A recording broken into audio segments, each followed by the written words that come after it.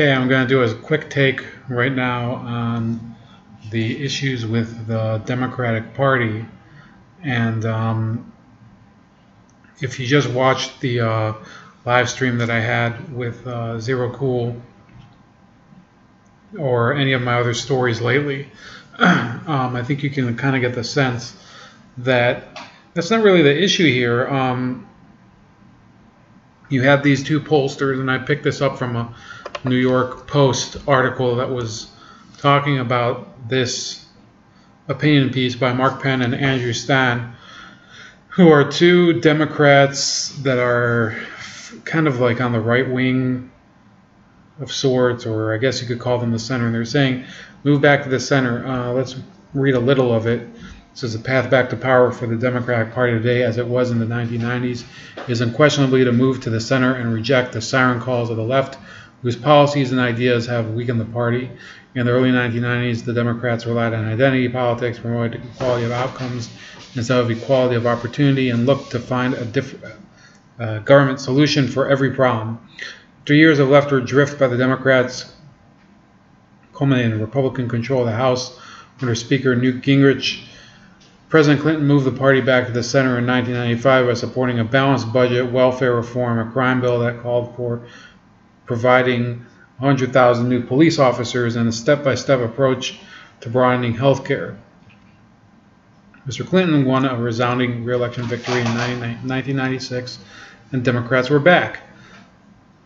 But the last few years, the Obama administration and the 2016 primary season once again created a rush to the left. Identity politics, class warfare, and big government all made comebacks. Candidates inspired by Senator Bernie Sanders, Senator Elizabeth Warren, and a host of well-funded groups have embraced sharply leftist ideas.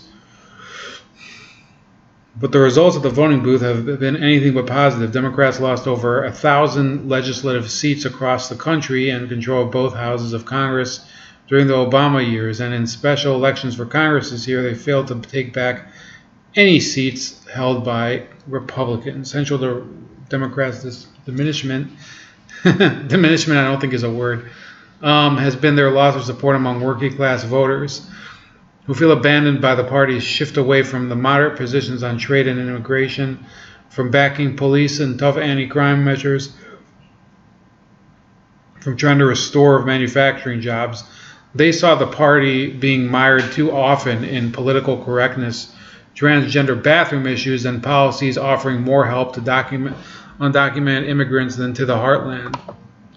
So, you know, I did a similar piece on the same topic in April called "If Trump is Failing, Why is the Democrat Group Adopting 60% of the Trump Agenda?"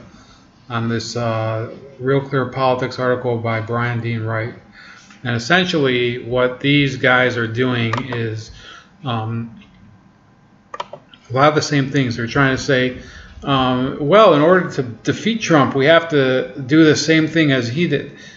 We have to promote the same policies and agree with his platform. Well, that's not a winning strategy. I'm sorry to tell you guys that the Democratic Party has to provide an alternative. And this notion that they should run towards the center is very misleading. You do need, and you know, I'm playing devil's advocate here because I despise the left. I hate them.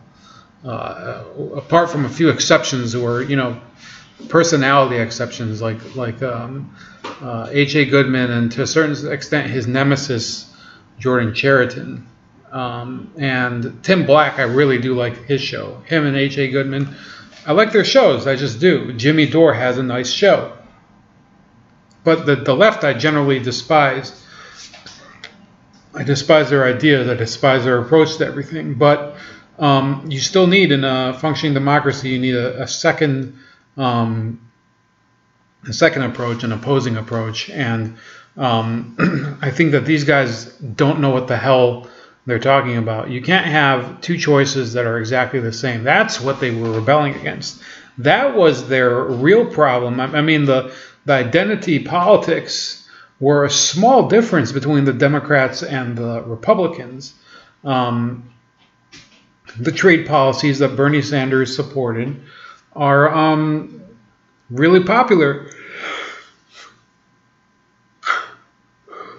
You know, I'm not going to say that the progressives should continue to spiral out of control, like I've seen a lot of them do, but this proposal that they move to the center, I think, is not really the answer. It says here it's also not all about guns and abortion. Bill Clinton and Barack Obama both won working class voters despite relatively progressive views on those issues. Today, identity politics and disdain for religion are creating a new social divide that the Democrats need to bridge by embracing free speech on college campuses and respect for Catholics and people of other faiths who feel marginalized within the party. So that's a good point of improvement in terms of, you know, accepting people that have other opinions. I don't think that that's the problem. I mean, I don't think that that's what I have a problem with here, but they're trying to say on the economic issues the Democrats should move towards the center. Well, then what would that be? That doesn't have a definition. They're saying that you want the Democrats to be Republicans light. That's not what people are asking for. They do want an alternative to that mindset, the corporate mindset, the pro-business mindset. They want people that are going to support, you know, for example, the unions still and whatever. That's a legitimate request. You know, those in a functioning democracy, you can have the left and the right, and they should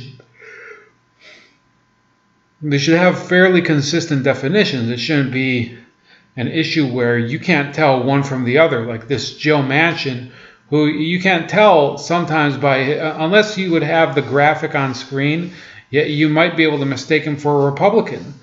It says there are plenty of good issues Democrats should be championing. They need to reject socialist ideas and adopt an agenda of renewed growth, greater protection for American workers, and a return to fiscal responsibility. So their basic difference between the Democrats and the Republicans here is that the Democrats would offer more regulation. That's basically what they're saying.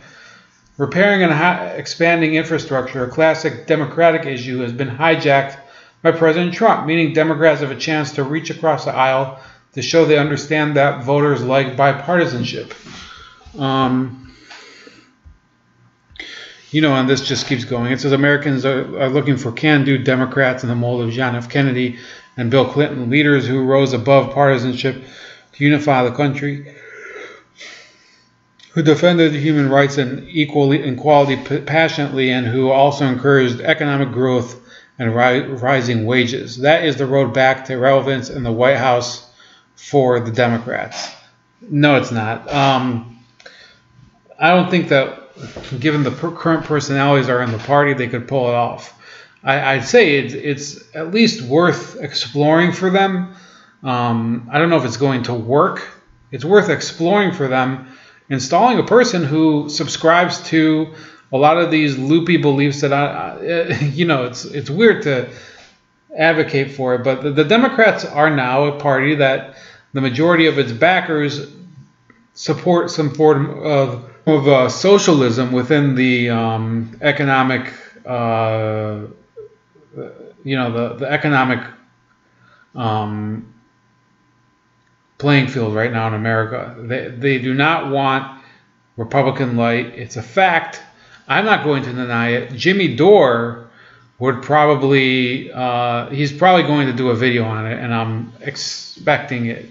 And I'll probably agree with him. It's weird every time that I agree with Jimmy Dore. It feels a little weird, but I think this is just common sense. You can't have two different condiments for one hamburger, you know, spicy mustard or yellow mustard, and that's the only two. Then people that's a false choice. A lot of people won't have the hamburger at all. So have a great night. This is Bold Like a Leopard. And let me know, do you think that they should move towards the center or skew to the left?